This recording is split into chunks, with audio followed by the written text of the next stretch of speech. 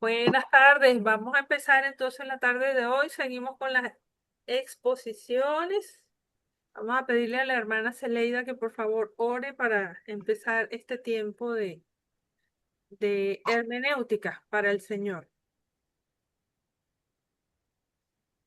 Amén. Entonces vamos a orar, vamos a poner esta clase en manos del Señor.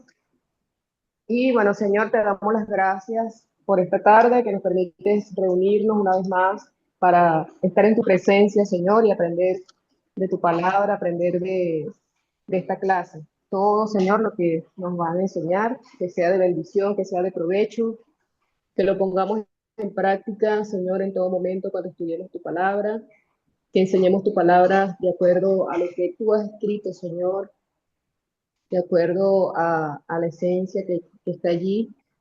Que seas tú, Señor, bendiciendo a cada uno, bendice a los expositores de hoy, nuestro hermano Josué que no va a poder estar, pero vamos a escuchar sus audios, y Sí. también por la hermana Maribel que va a hacer su exposición, Señor, que seas tú guiándola a través de tu Espíritu Santo.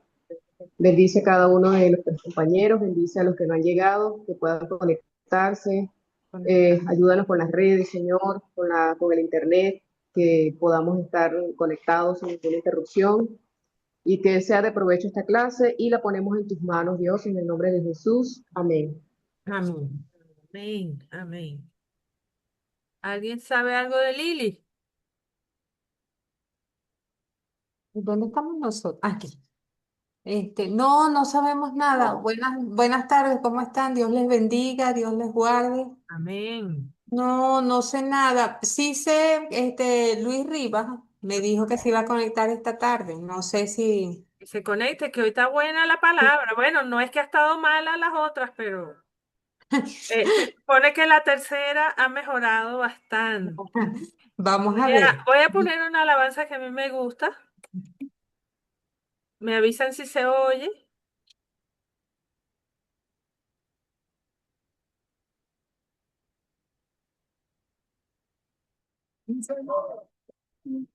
¿Se oye? ¿Se oye? ¿Se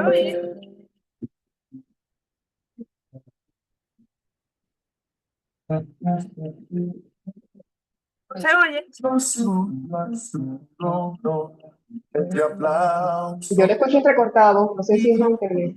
yo subo a su trono, la trompeta sonando está, la tierra le alaba, todo le adora, toda su creación le canta, la tierra le Escucha mejor. alaba, hijo le adora, toda su creación le canta. No nunca su trono, te aplauso y júbilo, yo subo a su trono, la trompeta sonando está, la tierra le alaba, con le adora, toda su creación de cantar, la tierra le alaba, con le adora, toda su creación de cantar. Es grande, es el Señor, toda la tierra, mi adoración. Tu nombre exaltamos, no hay otro Dios como tú. Jesús, alabaré.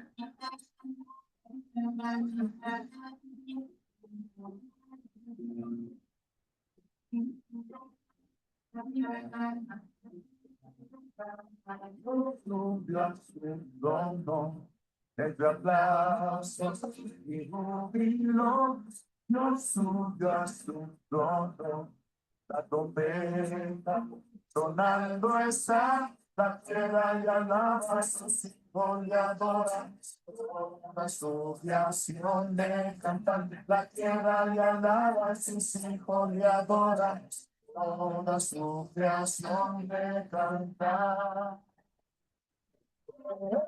Es grande, eres el Señor, y toda la tierra. de adoración. Tu nombre exaltamos, no hay otro como Jesús.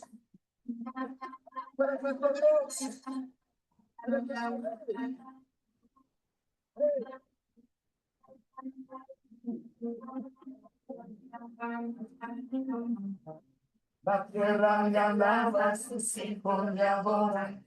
Toda su creación le canta. La tierra le alaba, sus hijos le adoran. Toda su creación le canta. Eres grande, eres el Señor. En toda la tierra, el fin de adoración.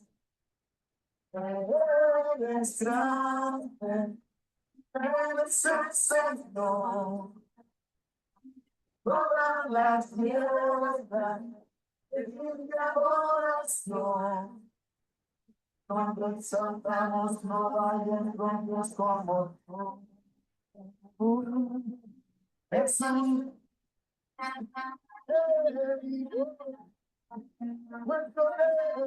alabamos, te alabamos.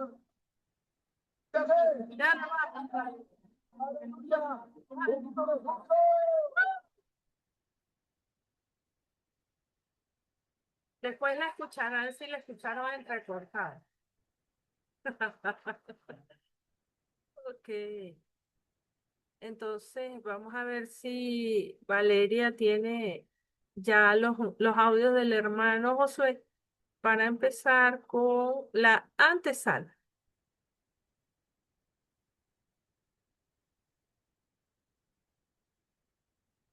¿Tienes el micrófono apagado, Valeria?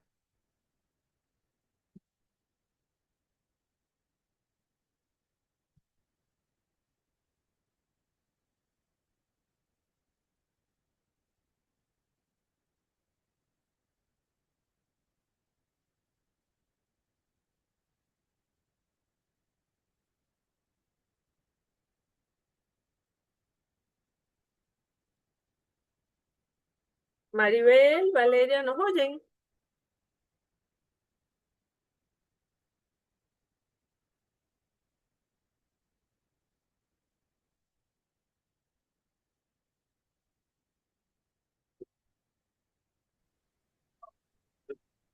Amados, amadas hermanas en Cristo, he aquí el resumen, cómo se estudian las epístolas.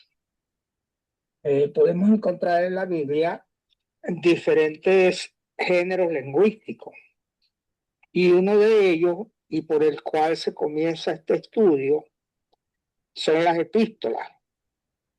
Una razón para comenzar aquí con la epístola es que porque parece que fuera de fácil interpretación.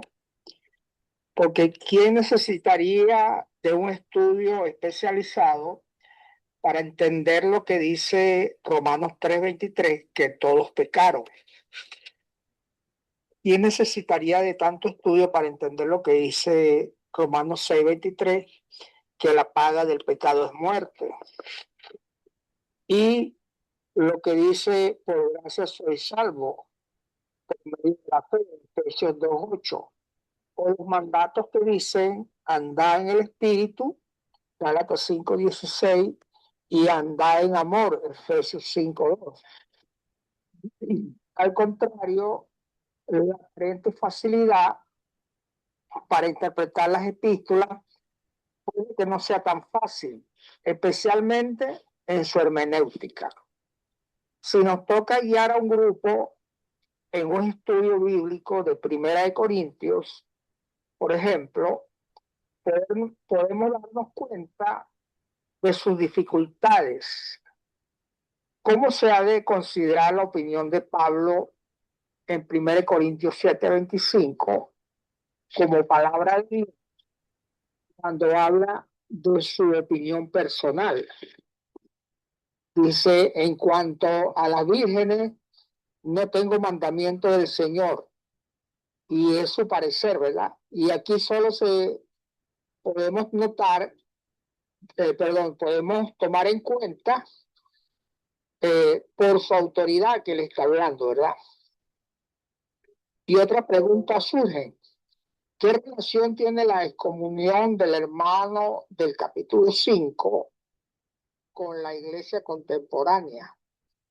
Especialmente cuando el excomulgado puede irse a otra de las tantas iglesias que existen en la actualidad, como leemos en 1 Corintios 5, donde una persona cae en fornicación con su propia madrastra, ya que tomó la mujer de su padre, ¿verdad? Y esto es terrible, ¿verdad? ¿Qué importancia tienen los capítulos 12 al 14 si uno está en una iglesia local donde no se consideran válidos los dones carismáticos para el siglo XX, para la actualidad? ¿Cómo evitamos la clara especificación del capítulo 11 de 1 Corintios del 2 al 16, de que las mujeres deben cubrirse la cabeza al orar y profetizar, o la clara disposición de que ellas han de orar y profetizar en la comunidad reunida para adorar? Como se cree a menudo, al considerar la naturaleza de las epístolas, tomando específicamente 1 Corintios como modelo para la exégesis de las epístolas, hay que mencionar que hay algunas generalidades acerca de todas ellas. Todo el Nuevo Testamento, excepto los 4 evangelios, los Hechos y el Apocalipsis. Primero, es necesario notar que las epístolas en sí no son homogéneas. Hace muchos años, un estudio de la Biblia realizado por Adolfo Deisman, basado en los varios descubrimientos de papiros realizados, hizo una distinción entre lo que son cartas y epístolas. Las verdaderas cartas serían elementos sin valor literario, con un propósito que interesaba solamente a la persona o personas a quienes iban dirigidas. Esto es, no eran escritas para el público y la posteridad. A diferencia de la carta, la epístola era una forma literaria artística o un género literario dirigido al público. Deisman consideraba todas las epístolas paulinas y también segunda y tercera de Juan como cartas verdaderas y reales, aunque algunos otros eruditos han advertido que no se debe reducir todas las cartas del Nuevo Testamento a ninguna de estas categorías. En algunos casos, la cuestión estaba clara, no está clara. Sin embargo, la distinción es válida, como es en Romanos y Filemón, difieren no solo en contenido, sino porque una es más personal que la otra. Y en contraste con cualquiera de las cartas de Pablo, segunda de Pedro y primera de Juan son mucho más de tipo epistolar.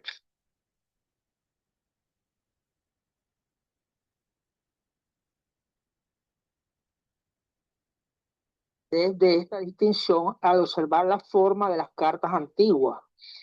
Así como hay una forma establecida para nuestras cartas en la actualidad, como son fecha, saludo, texto, conclusión y firma, así también había una forma para las cartas de ellos. Se han hallado millares de cartas y la mayoría de ellas tienen una forma exacta a la de las cartas del Nuevo Testamento. Véase la carta del concilio en Hechos 15, 23 al 29. Su formato consta de 6 partes. Nombre del escritor, por ejemplo, Pablo. Nombre del destinatario a la iglesia de Dios en Corinto. Saludos, como es el que dice Pablo, gracia y paz a vosotros de parte de Dios nuestro Padre. En cuarto lugar, petición de oración o acción de gracia, texto y saludo final o despedida. La gracia del Señor Jesucristo sea con vosotros. Este era uno de los saludos finales del apóstol Pablo. El elemento variable de este formato es el número 4, que en la mayoría de las cartas antiguas toma la forma de un deseo expresado en oración, casi exactamente como tercera de Juan 2, o se omite del todo como en Gálatas y primero de Timoteo y Tito, aunque a veces se encuentran la acción de gracia y la oración con frecuencia en todas las cartas de Pablo. En 3 de las epístolas del Nuevo Testamento, esta acción de gracia se convierte en doxología, en 2 Corintios, en Efesios y Primera de Pedro. Y se compara también con Apocalipsis 1, 5 y 6, común. Y es lo más importante que se debe observar al leerlas o interpretarlas. Todas son documentos de ocasión, es decir, motivados y producidos por cierta ocasión, o sea que son ocasionales y son del siglo I, aunque son inspiradas por el Espíritu Santo y por lo tanto pertenecen a todas las épocas, fueron escritas primero en el contexto del autor para el contexto de los destinatarios originales. Son precisamente estos factores que son de ocasión y que pertenecen al primer siglo, lo que hace que su interpretación sea difícil a veces. Considerar seriamente su naturaleza ocasional. Esto significa que fueron ocasionadas o motivadas por alguna circunstancia especial del autor o de los lectores. Casi todas las cartas del Nuevo Testamento fueron motivadas por los lectores. Filemón y Santiago y quizás Romanos son las excepciones. Usualmente la ocasión era alguna clase de comportamiento que necesitaba corrección, o un error doctrinal que había de enderezarse, o un malentendido que tenía que aclararse. La mayoría de los problemas de interpretación de las epístolas se debe a su factor ocasional. Tenemos la respuesta, pero no siempre sabemos las preguntas o los problemas. Si los había, es como escuchar solamente una parte de una conversación telefónica y tratar de imaginar lo que dice la otra persona al extremo de la línea. Es muy importante tratar de saber las preguntas a las cuales encontramos la respuesta en el pasaje bíblico que estudiamos.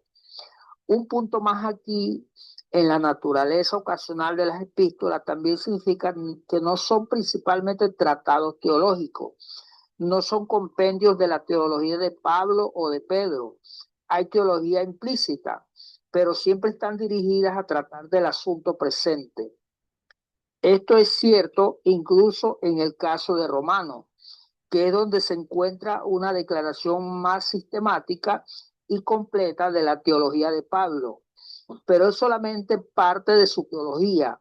En este caso, la que surge de su tarea especial como apóstol de los gentiles. Son su lucha especial por los derechos de los gentiles a la gracia de Dios y su relación con el problema global de la ley, las que le dan una forma especial al argumento en Romano y hace que se use allí la palabra justificación como la metáfora principal para hablar de la salvación. A fin de cuentas, la palabra justificar, que predomina en Romanos 15 veces y en Gálatas 8 veces, aparece solamente en otras 2 veces en todas las demás cartas de Pablo.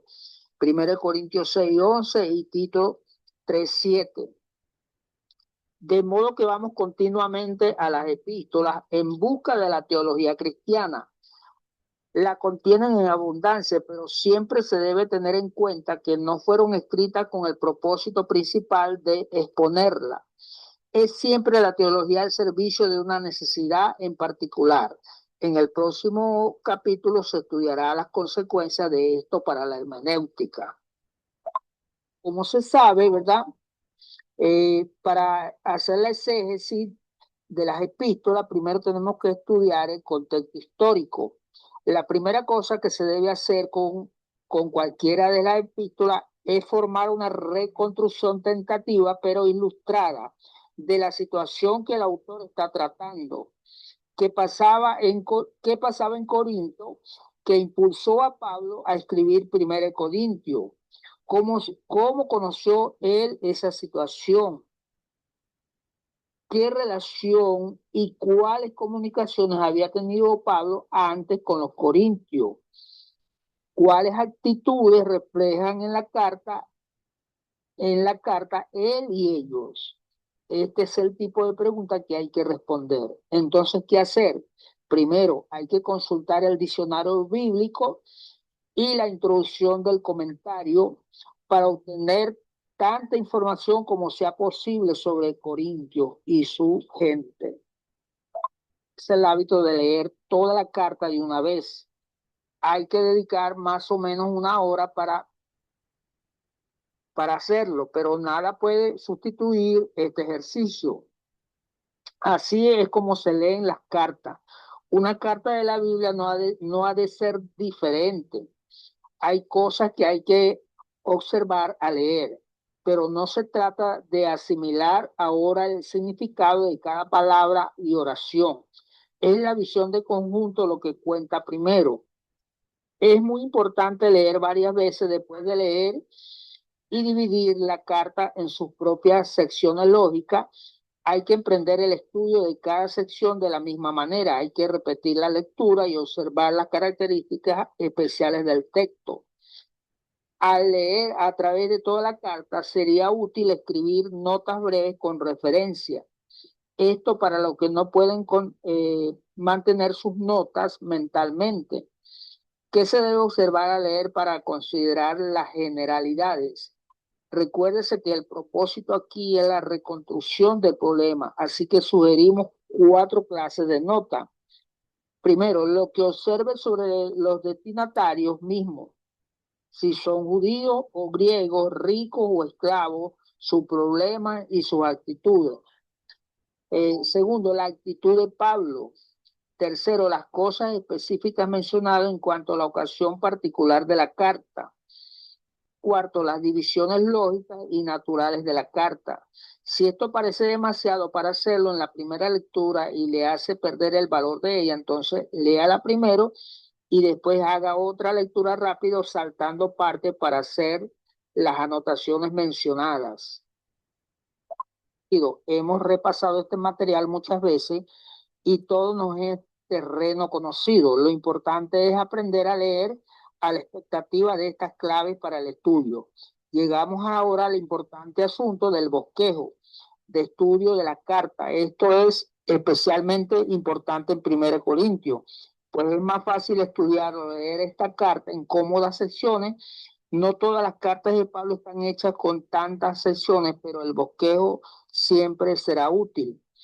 El lugar para comenzar son las divisiones principales que saltan a la vista. En este caso, 1 Corintios 7:1 es la clave principal. Como aquí Pablo menciona por primera vez la carta que le enviaron y como en 1 Corintios 1, 10 al 12 y 5:1 menciona que las cosas que le informaron, podemos suponer que los asuntos de los capítulos 1 al 6 son respuesta a lo informado. Las frases introductorias y los asuntos son las claves de todas las otras divisiones de la carta. Hay 4 en los primeros 6 capítulos. El problema de la división de la iglesia en 1:10, 4 al 21 de Corintios. El problema del hombre incestuoso, el capítulo 5, 1 al 13 de Corintios, ¿verdad? 1 Corintios. El problema de los litigios en 1 Corintios 6, 1 al 11. El problema de la fornicación en 1 Corintios 6, 12 al 20. Gloria a Dios. Ya vimos las claves para la división de los capítulos. En 1 Corintios 7, 16, por las fórmulas introductorias en cuanto a o acerca de. Hay 3 asuntos que no se presentan en esta fórmula. Vamos a repetir lo que hemos hecho. Si tuviéramos una carta para cada lección sería así. Primero, lea 1 Corintios 1 al 4 de corrido, por lo menos 2 veces, preferiblemente en 2 traducciones diferentes. Otra vez, para tener la idea general, para hallar el argumento completo. En segundo lugar, haga una lista de todo lo que diga algo de los destinatarios y su problema. En tercer lugar, luego haga otra lista de las palabras claves y frases repetidas que indiquen el tema de la respuesta de Pablo. Todo esto parece bastante claro, sin embargo, la lectura cuidadosa en busca del problema hará surgir otras 2 cosas. Parece que habla de ciertos disgustos. Y podemos ver también una de las palabras claves de esta sesión es sabiduría o sabio. Se menciona 26 veces en los capítulos 1 al 3 y solo 18 veces más en todas las demás cartas de Pablo. Ok, lo siguiente que se hace es el contexto literario. El próximo